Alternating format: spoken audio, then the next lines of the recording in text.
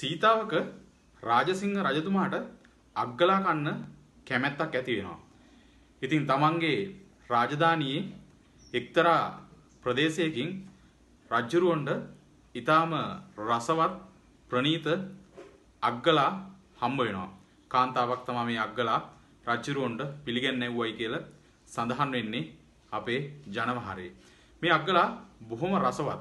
රජුරෝ ඊටාම කැමති වුණා මේ අග්ගලා වලට.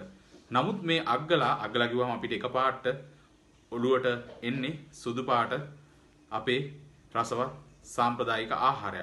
නමුත් මේ අග්ගලා කළු පැහැති. අදටත් අපි කළු පාට අග්ගලා හදා ගන්නවා.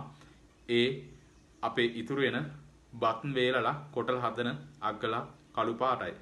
ඉතින් කළු පාට අග්ගලා තමයි රජුරවණ්ඩ පිළිගන්වන්නේ. මේවා ඉතා රසවත්. රජුරෝ ගොඩක් කැමති වෙනවා. ඒකින්ද මේ අග්ගලා ගෙනාපු ගම කළු පාට අග්ගලා ගෙනාපු ගම ප්‍රසිද්ධ වෙනවා රජවාසලේ. කළු පාට අග්ගලා ගෙනාපු ගම ඒ විදිහට හඳුන්වනවා. ඉතින් ජනතාවත් මේක කතා වෙනවා. මේක પરම්පරා ගානක් කියවෙනවා. රජවාසලට කළු පාට අග්ගලා දීපු ගම ප්‍රදේශයේ යනුවෙන්. ක්‍රමක්‍රමයෙන් ග්‍රාම නාම නිර්මාණය වෙද්දී කළු පාට අග්ගලා රජවාසලට දීපු ගම කළු අග්ගල වශයෙන් ග්‍රාම නාමය නිර්මාණය වෙනවා.